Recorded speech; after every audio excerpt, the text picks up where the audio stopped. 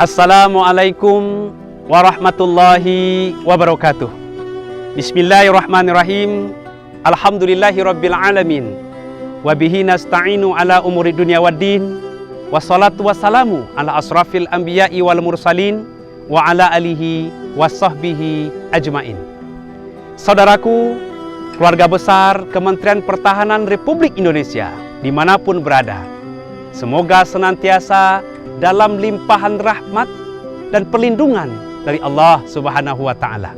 Syukur alhamdulillah kita panjatkan kepada Sang Pencipta, pengatur hidup kita, Allah Subhanahu wa Ta'ala. Selawat beriring salam semoga senantiasa tercurah kepada paduka alam, payung panji Mekah Madinah, intan berlian dalam surga, baginda Nabi besar Muhammad sallallahu alaihi wasallam. Saudaraku rahimakumullah, saat ini kita berada di bulan Rabiul Awal, di mana Nabi Muhammad sallallahu alaihi wasallam dilahirkan pada bulan ini, tepatnya pada tanggal 12 Rabiul Awal 571 Masehi, tahun Gajah. Sudah menjadi syiar bagi umat Islam untuk memperingati Maulid, memperingati hari kelahiran Nabi Muhammad sallallahu alaihi wasallam. Oleh karena itu, tema yang diangkat kali ini adalah Rasulullah sallallahu alaihi wasallam kita jadikan suri tauladan dalam melaksanakan tugas sebagai abdi negara. Saudaraku, keluarga besar Kementerian Pertahanan dimanapun berada, Nabi Muhammad sallallahu alaihi wasallam merupakan uswatun hasanah, figur contoh yang baik dalam berbagai kehidupan, sebagaimana Allah jelaskan di dalam surah Al-Ahzab ayat 21. A'udzubillahi minasyaitonirrajim. Laqad kana lakum fi Rasulillahi uswatun hasanah. Sungguh telah terdapat suri tauladan yang baik bagimu pada diri Rasulullah sallallahu alaihi wasallam. Kenapa Nabi Muhammad sebagai suri tauladan? Yang pertama, karena Nabi Muhammad sallallahu alaihi wasallam memiliki akhlak yang agung, manusia yang paling mulia, paling terjaga lisannya, paling baik tutur katanya, paling lembut sikapnya, paling tawaduk akhlaknya, paripurna akhlaknya, bahkan dibanggakan oleh Allah sebagaimana Allah sebutkan di dalam surah Al-Qalam ayat 4. A'udzubillahi minasyaitonirrajim. Wa innaka la'ala khuluqin azim. Dan sungguh pada dirimu wahai Rasulullah Muhammad benar-benar terdapat budi pekerti yang agung. Tidak hanya itu, bagi Rasulullah terbebas daripada kesalahan dan dosa. Ucapannya, perbuatannya, tindakannya sesuai dengan Al-Quran. Bahkan dikatakan Al-Quran berjalan, sebagaimana dijelaskan oleh Allah di dalam surah An-Najm. A'udzubillahi minasyaitonirrajim. Wa ma yantiqu anil hawa in huwa illa wahyu yuha. Dan tiadalah yang diucapkan itu menurut hawa nafsunya, melainkan berdasarkan wahyu yang diwahyukan Allah kepadanya. Tidak hanya itu, kenapa Nabi Muhammad sebagai suri tauladan? Nabi Muhammad diutus ke muka bumi ini sebagai pembawa rahmat, pembawa keselamatan bagi alam semesta ini. Sebagaimana Allah jelaskan di dalam surah Al-Anbiya ayat 107. A'udzubillahi minasyaitonirrajim. Wa ma arsalnaka illa rahmatalil alamin. Tidaklah engkau diutus wahai Muhammad kecuali pembawa rahmat bagi alam semesta ini. Saudaraku, keluarga besar Kementerian Pertahanan dimanapun berada, Nabi Muhammad sebagai uswatun hasanah telah mencontohkan dari berbagai aspek kehidupan manusia. Tidak hanya sebagai pemimpin umat, pemimpin keluarga, sebagai ekonom, sebagai politikus, sebagai psikolog, sebagai panglima perang, maupun sebagai abdi negara. Apa itu abdi negara? Abdi negara adalah abdi, pelayan, melayani.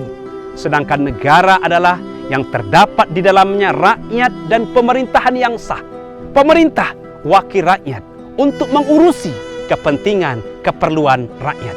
Oleh karena itu abdi negara adalah orang yang bekerja pada pemerintahan untuk mengurusi kepentingan dan keperluan rakyat. Oleh karena itu, kita sebagai abdi negara harus memiliki azas, prinsip, nilai dasar, kode etik dan kode perilaku sebagaimana tercantum di dalam Undang-Undang Nomor 5 Tahun 2014 tentang aparatur sipil negara. di antara kode etik dan kode perilaku sebagai abdi negara.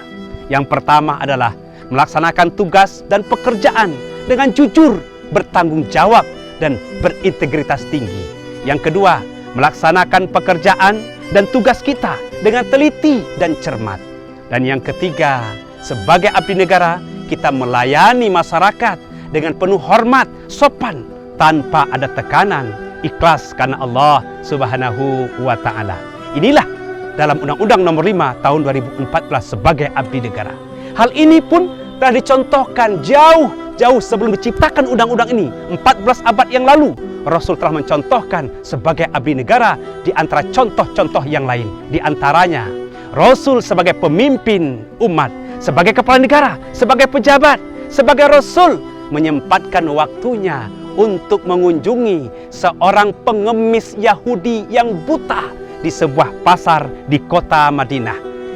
Di sela-sela kesibukannya, Rasul selalu mengunjungi dengan hormat, menanyakan keadaannya, menyapa, kemudian menyuapkan dengan tangannya sendiri makanan kepada pengemis buta Yahudi tersebut. Meskipun pengemis tersebut tidak tahu bahwa ini seorang pejabat, seorang kekasih Allah, seorang pemimpin. Sementara pengemis itu mengeluarkan sumpah serapah, kata-kata kotor, menghina dan menjelekkan Nabi Muhammad kepada semua orang yang lalu lalang di pasar tersebut. Wahai kalian semua, berhati-hati kalian terhadap Muhammad. Dia pendusta, dia orang gila, dia adalah penyihir. Hati-hati kalian terpengaruh penyihirnya. Sementara di sisinya ada baginda Rasulullah SAW yang setia menemaninya, yang setia menyuapkannya makannya. Hari berganti hari, minggu berganti minggu, bulan berganti bulan, tahun berganti tahun, ila sampai Nabi Muhammad wafat, tetap setia melayani umat ini.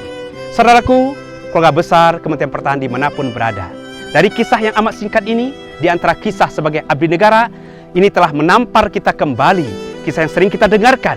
Rasulullah sejatinya mengajarkan kepada kita. Yang pertama, Rasul mengajarkan kepada kita bahwa kita sebagai pemimpin, sebagai pejabat, sebagai abdi negara, bukan dilayani, tetapi melayani rakyat, melayani umat. Dicontohkan Rasulullah langsung terjun ke lapangan, menyuapkan makanan orang yang kelaparan, orang yang membutuhkannya. Yang kedua, sejatinya Rasulullah SAW mengajarkan kepada kita bahwa kita sebagai pemimpin akan diminta pertanggungjawaban nanti di akhirat. Sebagai pejabat diminta pertanggungjawaban, sebagai abdi negara diminta pertanggungjawaban apa yang kita lakukan di alam semesta ini terhadap tugas kita. Sampai Rasul mengatakan, kulukum ra'in wa kulukum mas'ulun an ra'iyatihi. Setiap kalian adalah pemimpin, setiap pemimpin diminta pertanggungjawaban di hadapan Allah Subhanahu wa Ta'ala. Sebagai pemimpin diminta pertanggungjawaban apa yang dipimpin. Sebagai pejabat diminta pertanggungjawaban jabatan itu yang dia kerjakan. Sebagai abdi negara, pekerjaan, tugas yang kita lakukan dimintai pertanggungjawaban tidak hanya di dunia sampai ke akhirat nanti. Yang ketiga, Rasul mengajarkan kepada kita dalam bekerja melayani masyarakat tanpa pandang bulu, tanpa melihat ras, suku, agama, latar belakangnya, tetapi melayani dengan ikhlas karena Allah Subhanahu wa Ta'ala. Yang keempat, Rasul mengajarkan kepada kita ketika melayani masyarakat tidak mengharapkan apapun, meskipun tidak dikenal dari yang dilayani, bahkan menghina, mengejek, tetapi Rasul tetap dengan sopan, dengan melakukan dengan senantiasa dengan ramah, dengan ikhlas karena Allah Subhanahu wa Ta'ala. Saudaraku, keluarga besar Kementerian Pertahanan dimanapun berada, semoga kita sebagai abdi negara yang bekerja pada pemerintahan di instansi Kementerian Pertahanan ini, kita bisa melaksanakan Undang-Undang Nomor 5 Tahun 2014 ini, mempunyai kode etik, kode perilaku yang mempunyai melayani dengan penuh hormat, penuh sopan, penuh ikhlas karena Allah Subhanahu wa Ta'ala, sebagaimana yang tadi contohkan baginda Rasulullah SAW pada zamannya. Saudaraku, keluarga besar Kementerian Pertahanan dimanapun berada, inilah yang dapat saya sampaikan. Mari kita berdoa, semoga keluarga besar Kementerian Pertahanan mendapatkan cucuran rahmat dan perlindungan dari Allah Subhanahu wa Ta'ala. A'udzubillahi minasyaitonirrajim. Bismillahirrahmanirrahim. Hamdan yuafi ni'amahu wa yukafi mazidah. Ya Rabbana lakal hamdu kama yanbaghi li jalali wajhikal karim wal azim sultanik. Allahumma salli wa sallim wa barik ala sayidina Muhammadin wa ala alihi wa sahbihi ajma'in. Ya Allah, Ya Rahman, Ya Rahim, Engkau yang Maha Pengasih, Engkau yang Maha Penyayang, Engkau yang Maha memberi petunjuk. Tunjukilah kami keluarga besar Kementerian Pertahanan, ya Allah, di jalannya benar. Kami sebagai abdi negara dapat kami melayani masyarakat dengan penuh hormat, dengan penuh sopan, dengan penuh ikhlas karena Engkau, wahai ya Rabb. Ya Allah, ya Tuhan kami, berikanlah kami ampunan. Ampunkan keluarga besar Kementerian Pertahanan, ya Allah. Ya Allah, kabulkanlah doa kami. Rabbana atina fid dunya hasanah wa fil akhirati hasanah wa qina azabannar. Walhamdulillahi rabbil alamin. Saudaraku, keluarga besar Kementerian Pertahanan, inilah yang dapat saya sampaikan. Semoga kita bisa mengambil hikmah dan mengamalkan apa yang disampaikan, dicontohkan baginda Rasulullah Sallallahu Alaihi Wasallam. Mohon maaf atas segala kekurangan dan kesalahan. Bila taufik wal hidayah. Wassalamualaikum warahmatullahi wabarakatuh.